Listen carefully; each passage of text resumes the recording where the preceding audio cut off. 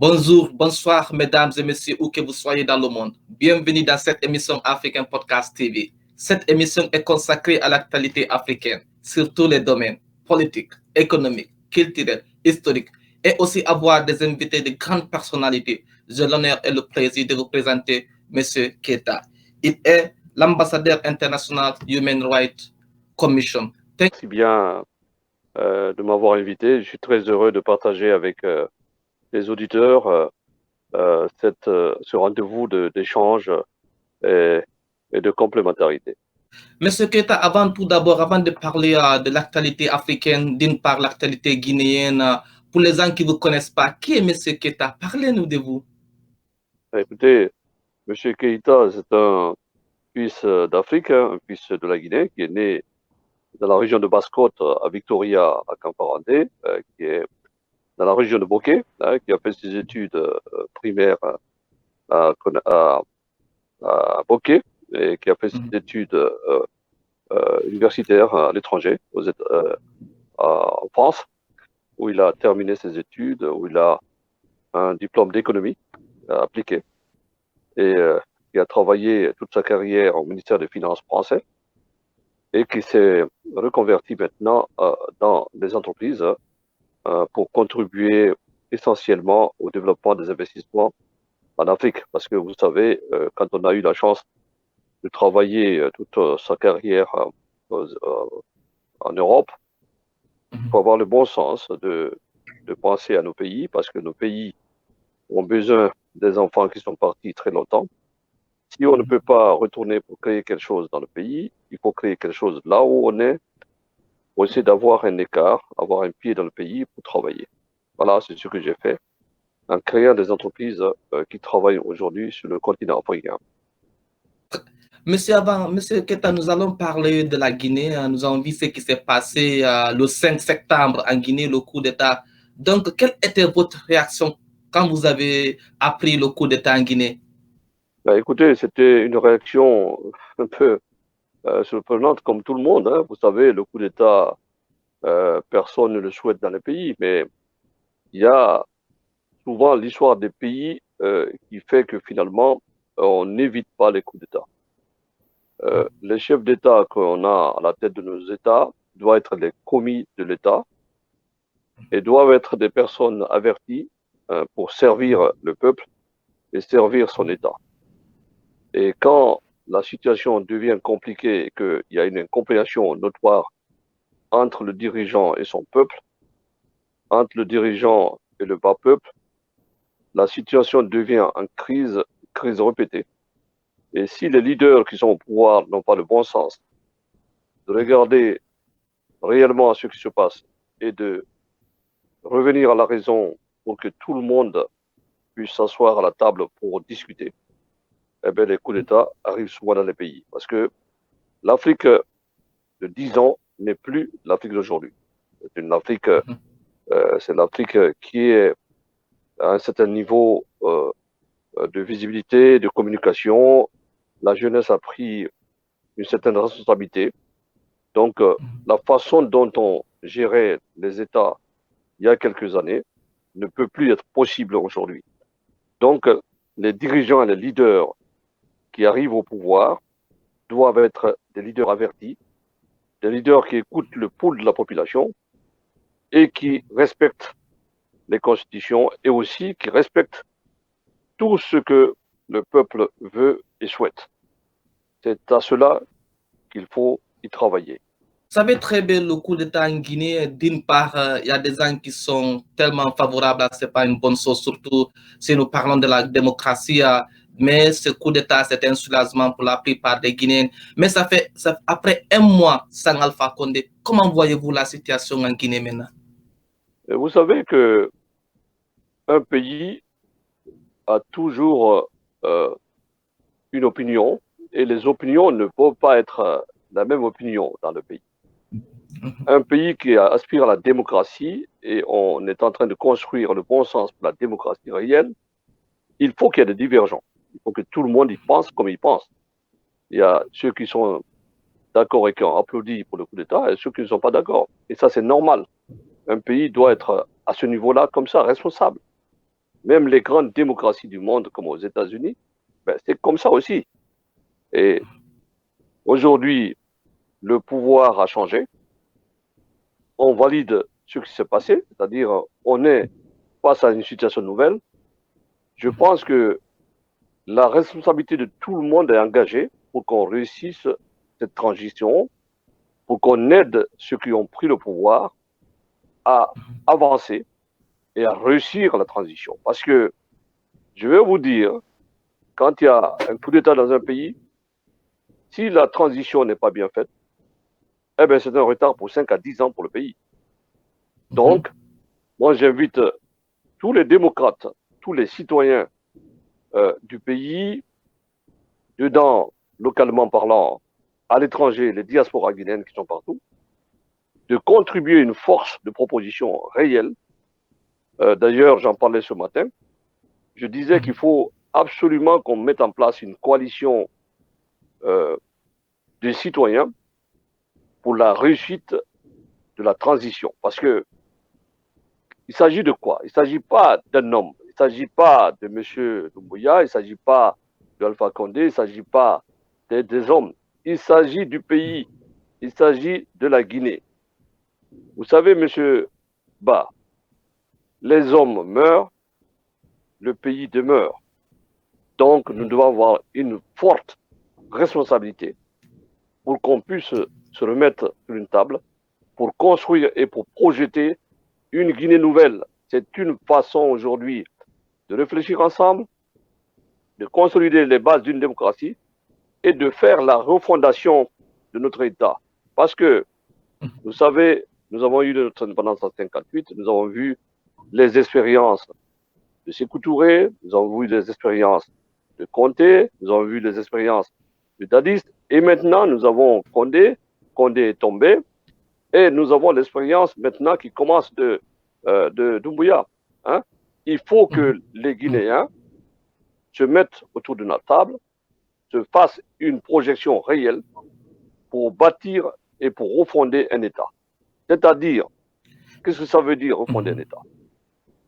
Il faudrait qu'on travaille tous dans notre constitution pour que le chef d'État qui sera au pouvoir après les élections ne se transforme pas en Dieu vivant, ne se transforme pas à celui qui a droit de mort et de vie des gens, ne se transforme pas à celui qui décide tout.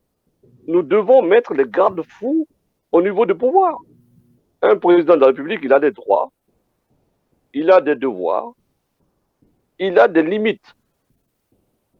Il faut qu'on travaille sur notre constitution pour qu'on ait une constitution solide qui donne la possibilité à un président de la République de gouverner, mais qui ne donne pas la possibilité d'avoir une hache et la glaive pour détruire tout ce qu'il veut.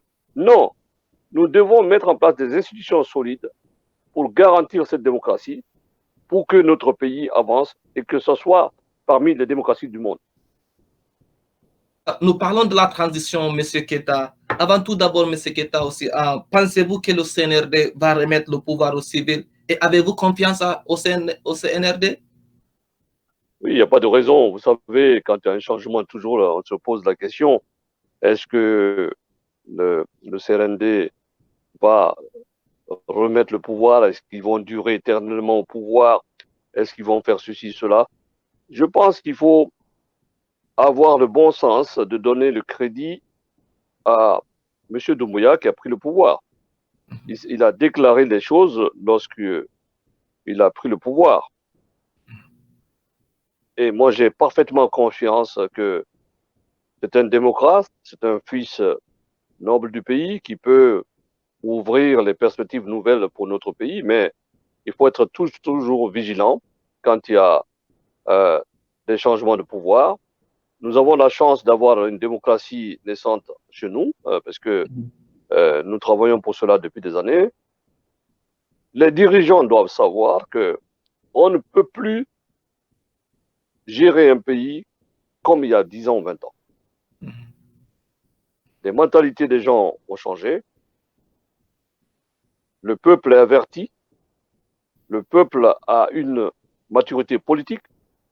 les jeunes ont eu un bon sens et une perception de la communication du monde et de la politique et la gestion publique qui est très, très avertie.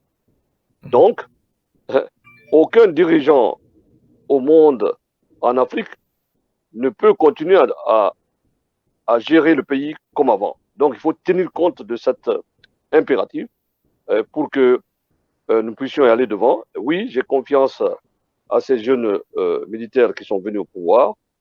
Il faut leur donner le bénéfice du doute. Et surtout, ce que je disais au départ, il faut que tous les citoyens de Guinée se rassemblent pour apporter une contribution à la réussite de la transition. Parce que si on ne réussit pas cette transition, eh bien, je pense qu'on est parti pour des retards de 5 à 10 ans. Et ça, il ne faut pas le souhaiter, okay. Il ne faut pas le faire. Nous avons vu ce qui s'est passé en 2010 aussi. Je vais revenir sur le cas de 2010. Dadis avait l'intention d'organiser les élections, mais vous savez, il y a d'autres Guinéens qui sont mal intentionnés et ils se regroupaient en disant que Dadis va se présenter aux élections présidentielles. En fin de compte, nous avons vu ce qui s'est passé. Et aussi, je vais revenir un peu en arrière. Nous allons parler du Mali. Vous avez vu ce qui s'est passé au Mali ces derniers jours. Le président de la transition a dit que le Mali n'est pas prêt à organiser les élections présidentielles. Donc, pensez-vous que la Guinée va aussi avoir des cas pareils comme le Mali? Par exemple, en ce moment, la transition, la charte du CNRD, on ne connaît pas quand est-ce qu'ils vont organiser les élections législatives, présidentielles, ainsi de suite. Donc, en général, quelle analyse faites-vous par rapport à cela? Écoutez, quand on prend le pouvoir, on est face à des difficultés comme si on était face à la mer. Parce que vous arrivez au pouvoir, vous avez tellement de difficultés à régler, vous avez des priorités. Pour que la transition puisse être réussie, pour qu'on passe de la transition aux élections, il y a quelque chose qui est important dont il faut commencer le chantier. C'est les électeurs. À quelle date on est majeur en Guinée pour voter? Je pense que c'est 18 ou 19 ans en Guinée. Il faudrait un recensement. Il faudrait qu'on constitue un fichier électoral propre qui est validé par tout l'ensemble de l'opposition, de l'État, des citoyens, des gens du civil, la société civile et tous les organismes qui forment la configuration réelle d'une démocratie dans notre pays. Il faudrait que cela soit validé par tout le monde. Et après ce recensement, on peut penser à aller aux élections. Vous savez, il faut commencer tout par le début. Si on est pressé d'aller aux élections et on a un fichier médiocre, eh bien, on va tourner en rond et on va se retrouver dans des conflits interminables dans notre pays et on ne s'en sortira pas. Quand vous prenez notre pays aujourd'hui, sur les 100% de la population, je peux dire qu'il n'y a que 40% qui ont des cartes d'identité. Il faut bien réformer tout ça et donner la possibilité d'avoir l'outil qui prouve sa citoyenneté, la carte d'identité. Moi, je proposerais d'ailleurs que ces nouveaux dirigeants de nos pays proposent une carte d'identité gratuite à tous les citoyens du pays. Parce que quand vous êtes au village, vous pensez à quoi? Vous pensez à manger? Mais si on vous dit que la carte d'identité est à 3 000 à 10 000 francs guinéens ou à 100 000 francs guinéens, mais avant de prendre votre carte d'identité, vous allez réfléchir 3 fois. Si on propose à tous les citoyens, parce qu'il faut proposer des solutions exceptionnelles dans une situation exceptionnelle. On peut proposer, par exemple, les cartes d'identité gratuites dans notre pays. Et puis, travailler pour que tous les citoyens guinéens puissent accéder à leur passeport. Il faut que ce soit un droit du citoyen révélé et en action et prouvé, même si ce n'est pas gratuit pour les passeports, mais il faut abaisser le prix d'accès au passeport pour que tous les citoyens guinéens puissent avoir le passeport. La citoyenneté, c'est la carte d'identité et le passeport déjà. Nous devons faire ce travail-là et cela, faire un travail vraiment responsable, un travail bien fait au niveau de la recherche et de la validation du fichier électoral. C'est à Bien, cette seule condition que nous pouvons avoir des élections crédibles en Guinée. bien. Monsieur Keita, vous savez très bien, le pouvoir, c'est comme de la drogue. Vous savez, de fur et à mesure que tu comprends le pouvoir, de fur et à mesure que tu as l'ambition ou bien tu veux être dans le pouvoir. Par exemple, il y a un opposant guinéen, Faya Minimono, qui propose 5 ans. Il y a aussi Baouri qui propose 5 ans de transition. Vous savez, donc, parce que moi, quand j'entends ces choses pareilles, ça me dérange d'une part. Parce que moi, je ne voudrais pas que d'une part, la transition dépasse 2 ans maximum, 2 ans.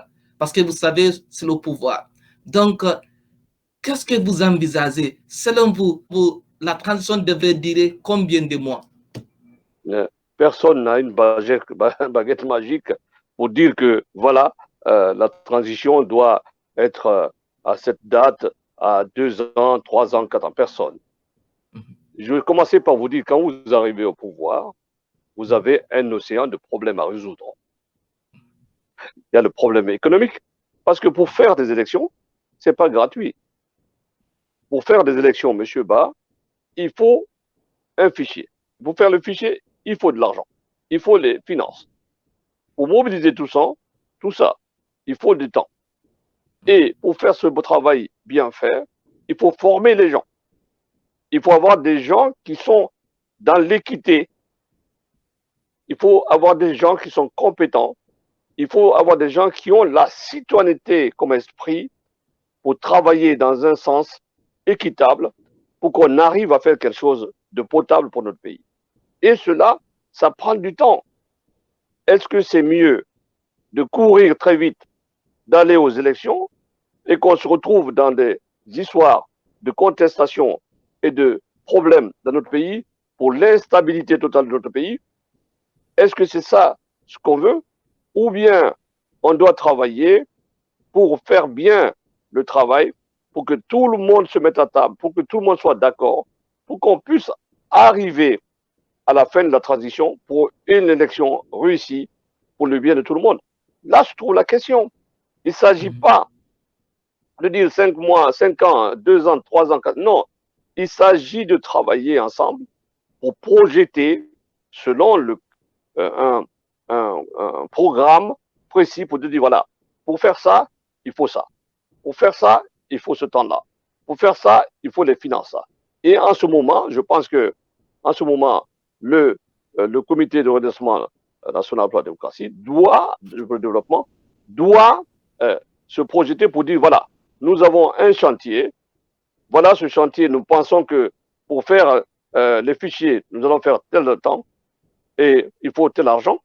Pour faire les élections, il faut tel temps, il faut tel argent. Et voilà un chronogramme qu'on peut donner. Je pense qu'il faut donner la chance à l'équipe de M. Doumbouya, du président Doumbouya, de prouver au pays qu'il travaille et qu'il a un chronogramme grand pour le pays. Il ne faut pas que les choses soient complètement disparates, que les gens disent 2 ans, 3 ans, 4 ans, 5 ans. Non, ce sont eux qui sont responsables. Ils doivent se mettre devant la nation pour dire nous voulons faire ce travail et nous pensons que ce travail peut se faire en étapes, telle date, telle date, telle date, telle date, telle année, on va le faire. Et il ne s'agit pas aujourd'hui de vous dire quel est le temps qui sera imparti pour la transition. Il serait très, très irresponsable pour moi de dire, voilà, c'est 2 ans, c'est 3 ans. Non, les critères sont différents. Tout dépend de ce que nous avons aujourd'hui dans le pays. Vous savez, nous avons un pays abîmé, M. Ba. Mon pays est le pays où on a fusillé les gens dans l'histoire. Mon pays est un pays où les gens sont morts dans les prisons, où on est venu chercher des gens. Ils étaient en train de dormir dans leur maison. On les a dit, levez-vous, on ne les a plus jamais revus. Nous avons une histoire terrible. Nous devons reconstruire notre pays sur des bases réelles. D'ailleurs, pour cela, je dis à mes amis souvent, Moi, je pleure souvent avec mes amis quand je pars en Afrique, parce que des amis avec lesquels j'ai grandi, qui n'ont pas revu depuis cette nuit-là, on est venu chercher leurs parents, on les a amenés, ils n'ont jamais revu leur papa, et il n'y a même pas de dépouille. On ne sait pas où ils sont enterrés. C'est une histoire difficile pour se reconstruire.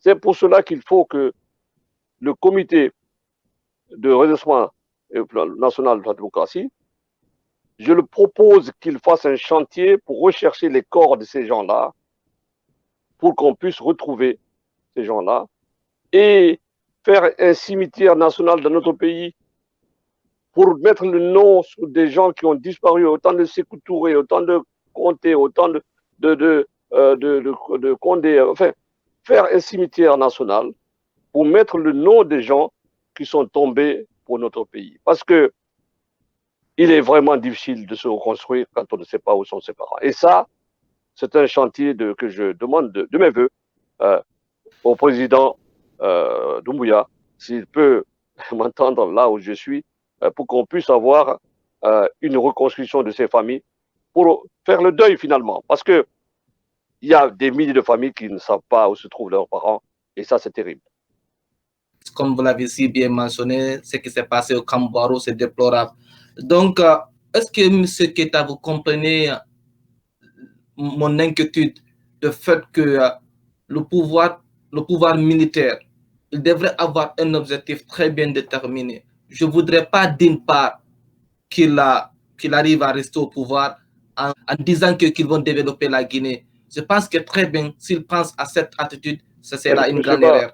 Parce que vous savez Ba, très vous bien. Vous n'êtes pas le seul. Tout le monde, oui. Tous les démocrates du monde, oui, les citoyens de Guinée, d'Afrique et dans le monde, souhaitent que finalement, quand un régime militaire prend le pouvoir dans un pays, que ce régime militaire fasse le travail qu'il faut pour la soudure et redonner un pouvoir constitutionnellement, comme veut notre constitution, un pouvoir aux civils.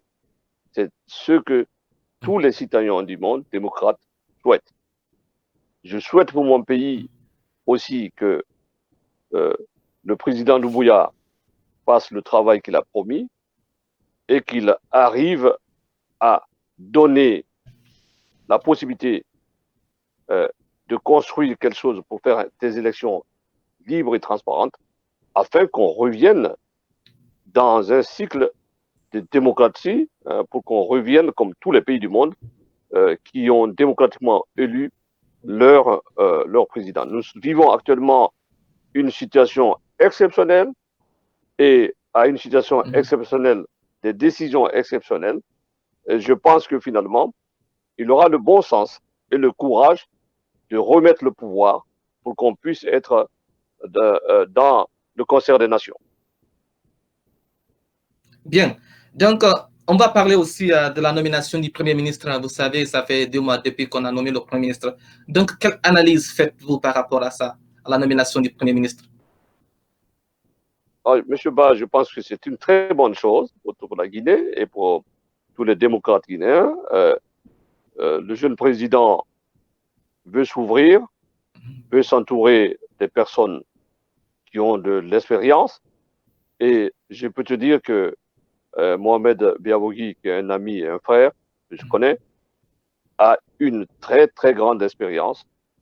Et c'est une personne mesurée, c'est une personne qui a une vision, c'est une personne qui a une ambition pour son pays. Et je pense qu'on peut compter sur sa capacité à être l'homme de la situation. Vous savez, dans des situations exceptionnelles, il faut des gens qui ont cette trempe. D'abord l'expérience, d'abord l'expertise, la mesure, quelqu'un qui peut être clivant, quelqu'un qui peut parler à tout le monde et réunir la nation. Nous avons besoin d'union. Nous avons besoin de nous reconstruire. Nous avons besoin de nous ressouder. Nous avons besoin que la famille se retrouve, la famille de Guinée et les citoyens du pays et ceux qui sont à l'étranger se retrouvent, qu'on finisse à jamais ces guerres politiciennes qui sont tel président, telle communauté, tel machin. Il faut qu'on en finisse. il faut qu'on s'embrasse, il faut qu'on se réunisse entre toutes les communautés, Peul, Baga, Fula, Malinké, Djakanké, Guerzé, Thomas, Nalou, Gersé, Landouma, enfin, j'espère que je n'oublie personne, et si j'oublie, je m'en excuse, que tout le monde se retrouve comme une famille. Il s'agit de la chose publique, la chose qui nous intéresse, la chose qui nous réunit, notre chose commune, c'est la Guinée. Il faut que tout le monde travaille à cela. Et puis, il faut que tout le monde se remette en question. Si on a été à un certain moment mauvais, il faut que tout le monde se remette à changer pour essayer d'être une personne bien avertie, une personne qui s'améliore pour construire une Guinée meilleure où les choses sont possibles, où les gens peuvent vivre en paix et espérer. Parce que vous savez, dans la vie des gens, la seule chose qu'on ne peut pas tuer dans la vie des gens, c'est l'espoir. Alors j'espère que l'espoir va renaître dans le cœur de tous les Guinéens et avec ce pouvoir, nous allons avancer et nous allons construire une belle nation. Bien, on va revenir un peu en arrière, on va parler du Premier ministre. Vous savez très bien en Guinée, on peut nommer un Premier ministre juste pour titre. Il est là comme étant un Premier ministre, il ne fait pas le rôle du Premier ministre. De fait que le président ou bien le président de la transition ne lui laisse pas faire son boulot. Nous avons vu ce qui s'est passé en 2010, c'était pareil comme Komara. En plus, même Lansana Kouyaté, un homme que je respecte, que je respecte de plus. Et aussi, qu'est-ce que vous en pensez de cela? Pensez-vous que le CNRD va laisser le Premier ministre à faire son boulot? Écoutez, quand on nomme un Premier ministre, en principe, on lui donne un carnet de route, on lui donne une mission. C'est à lui d'accepter ou de ne pas accepter. Parce que ce n'est pas forcé d'être Premier ministre. Quand on vous nomme Premier ministre, vous essayez de demander ce qu'on attend de vous. Si vous sentez que finalement, vous avez la capacité d'apporter votre contribution, ben vous acceptez. Mais je reviens encore pour vous dire, nous vivons une situation exceptionnelle et il faut des décisions exceptionnelles. J'espère. En tout cas, je pense que avec la trempe que je connais, Mohamed Biavogui, la carrière qu'il a et l'expertise qu'il a, ben, il ne va pas être une marionnette, comme les gens peuvent penser. Si les choses ne sont pas claires au départ pour qu'il puisse faire le travail qu'il doit faire, je pense qu'il partira. Il ne restera pas. Il démissionnera pour partir. Parce que on travaille sur des bases réelles et sur une mission quand on est nommé pour une mission. Si on n'a pas la possibilité, les coups de franche, pour faire cette mission et pour réussir dans cette mission, il faut partir. Parce que le travail qu'on lui demande, c'est le travail pour la Guinée, pour faire avancer la Guinée, pour qu'on puisse aller de l'avant, pour qu'on puisse s'améliorer. Et si vous voyez, en tant que Premier ministre, que vous n'avez pas cette possibilité-là, eh bien, il partira, je pense. Bien, donc, diplomate d'une part au niveau international, M. Keita, êtes-vous prêt à travailler avec le nouveau gouvernement si on vous appelle? Ben, c'est très tôt, mais bon, vous savez, tout diaspora, je le dis souvent, est une diaspora de citoyens qui doivent avoir l'ambition d'apporter leur contribution au pays. Hein. J'ai fait toute ma carrière à l'étranger, je travaille à l'étranger, j'ai travaillé longtemps au ministère des Finances. Aujourd'hui, je suis dans la Charte des Nations Unies pour Human Rights Commission. Si on m'appelle demain pour travailler avec mon pays, ben, je verrai ce qu'on me demande de faire. Si c'est conforme à la déontologie, à l'option et à ce que je sens que j'ai la possibilité d'apporter pour faire avancer les choses, eh bien, j'apporterai ma contribution. Parce que, vous savez, c'est très important de contribuer à construire quelque chose dans le pays qui vous a vu naître. D'ailleurs, vous savez que beaucoup d'Africains sont nommés dans quelques pays, ils deviennent ministres.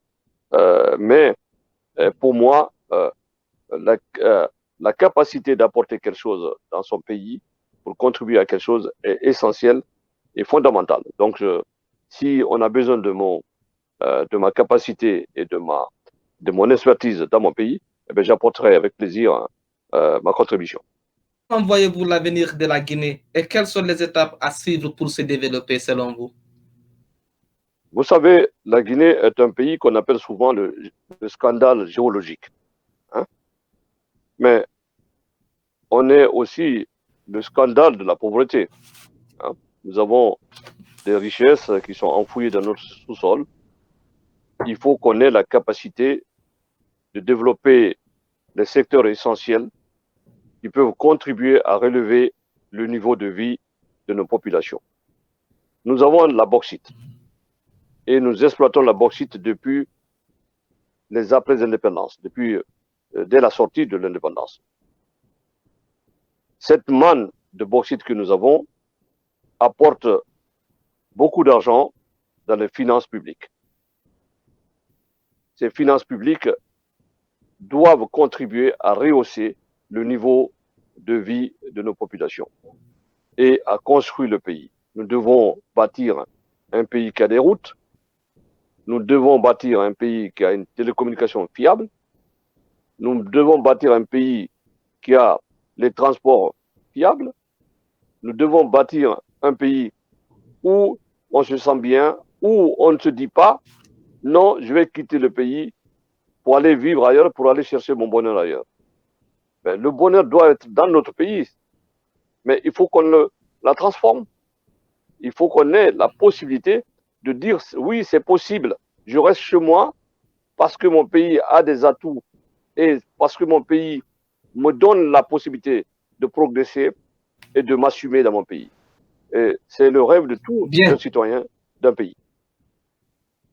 Bien. Avant qu'on termine cette émission, avez-vous quelque chose à rajouter? Ben écoutez, je dirais simplement que la Guinée est en train de rentrer, est rentrée d'ailleurs dans une nouvelle ère. C'est l'ère de la refondation et que tout le monde doit y contribuer. Nous devons bâtir un pays de démocratie, de justice. La justice, c'est très important.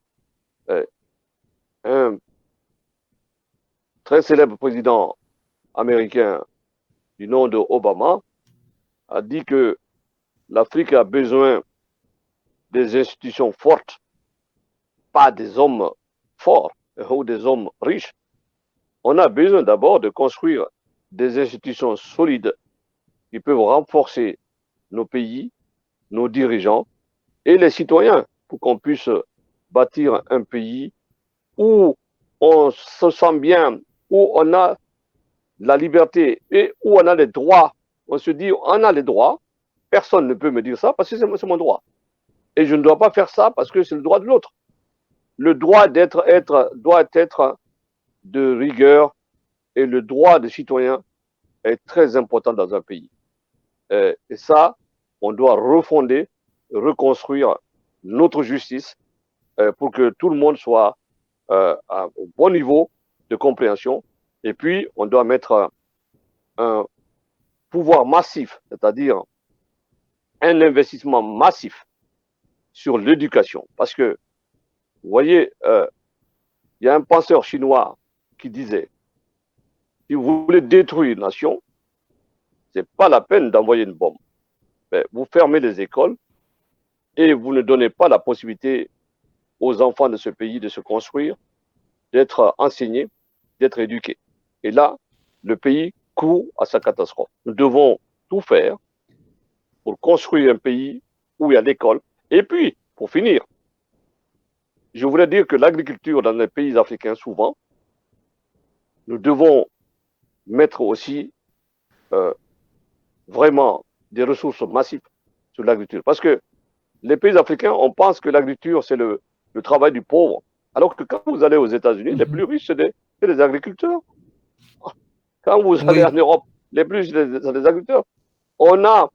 Il faut remettre sur le pied les formations agricoles dans le pays, former des agriculteurs. Et puis, nous avons beaucoup d'événements qui ressemblent souvent à des entrepreneurs. On donne des awards par là pour des startups, on donne des awards. Il faut créer des awards pour les agriculteurs, les jeunes qui inventent des choses pour l'agriculture.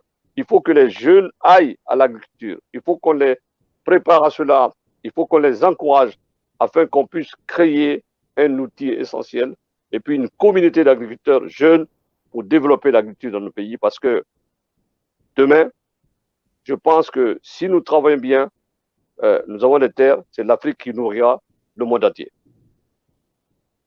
Bien, merci beaucoup, M. Keita, d'avoir accepté mon invitation. Je te remercie, M. Ba, et félicitations pour votre Web TV. J'espère que vous aurez beaucoup de succès avec ce que vous faites. Merci beaucoup. Bien à tous. Et merci pour les auditeurs qui vont suivre cette émission. Et je leur dis bonsoir et bonjour là où ils sont. Et que l'Afrique doit être portée par les Africains. Personne ne viendra développer l'Afrique à notre place. C'est les enfants de l'Afrique qui développeront l'Afrique. Il n'y a pas de Père Noël. Le Père Noël, c'est nous-mêmes. Donc, il faut qu'on se donne la main pour développer notre continent. Merci beaucoup. À bientôt. Bien. Merci. Donc, merci.